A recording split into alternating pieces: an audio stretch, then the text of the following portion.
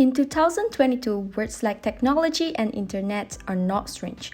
Look around you, we depend on these things almost all the time. With a vast networking system, everything seems possible and easy. With just a click, you can also get scammed. But don't worry, you will learn how to spot a scam in this video. Before you spot a scam, do you know what is cybersecurity? Cybersecurity is important to protect systems, networks, and programs from digital attacks that obtain, change, and destroy sensitive information such as your bank account details and identity card number. If it occurs online, it is known as an online scam. It can happen in many ways such as through phishing emails, social media, and phone calls. Phone calls? I thought phone calls only allow people to connect and talk to each other. So what's the problem?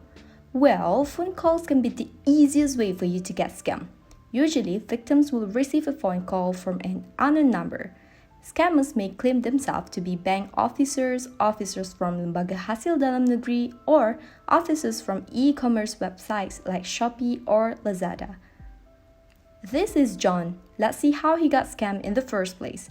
John needs a new pair of shoes and he found a website offering him cheaper prices and fast shipping service. Without contemplating, John proceeded with the payment and sent his identity card number and credit card details when the seller asked him via phone call. But little did John know that he had been trapped into the e-commerce scam. E-commerce scam includes illegal transactions that occur on an e-commerce platform. It may happen to both sellers and customers. There are a few common types of e-commerce scams. Firstly, identity theft. Scammers will obtain personal information such as passwords, identity card numbers, or credit card details and misuse them to act fraudulently in the victim's name. Next, chargeback fraud. When this happens, customers will keep items bought from online shops but request a refund. They may state that the purchase was never made, that the items were not received, or that the payment was made twice. Another type of e-commerce scam is phishing. Scammers will send tricky emails or messages to obtain personal information. Sometimes, scammers will block your access to a computer system until a sum of money is paid. This is called ransomware. So, what should John do to avoid being scammed? Here are some of the red flags to look for when shopping online.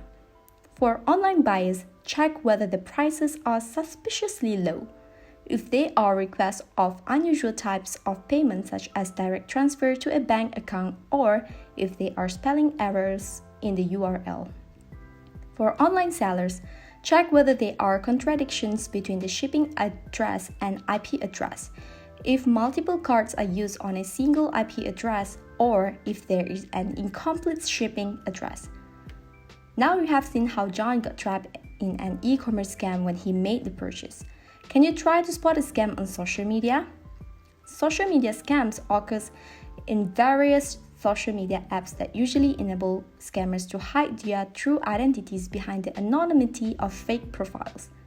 According to Capio's analysis, there are more than 4.62 billion social media users worldwide in January 2022, amounting to 58.4% of the global population. This means that a lot of people may be victims of social media scams. Instagram, TikTok, and Twitter are entertaining and informative, but remember, it's all fun and games until you get scammed. There are a few common types of social media scams. Firstly, cash grabs. Let's see how Lena uses this tactic to scam someone. Lena impersonates someone's Instagram account and claims that it is the person's new Instagram account. She then sends a DM to one of the followers asking for money. She's obviously a scammer. Next, multi-level marketing, or also known as MLM. It is also known as pyramid selling due to its pyramid-shaped system of earnings. That's why you'll notice LMM companies recruiting more people to their downline to make more money. So what should you do to avoid being scammed on social media? Check these red flags out. If there is an unfamiliar social media account approaching you or there are too many misspellings and grammatical errors in the content of messages, links, or content leading you to false investment are red flags as well. Oh, SC Belajar has provided some additional tips for you when browsing e-commerce websites and social media apps. Ask yourself these 3 questions. Does the website or app use improved or reliable third-party payment processes like FPX or BPs? Does the business look like professional and trustable? Are the requests made by your friends on social media really from your friends? But what if you still get scammed? In that case, you are advised to lodge a report.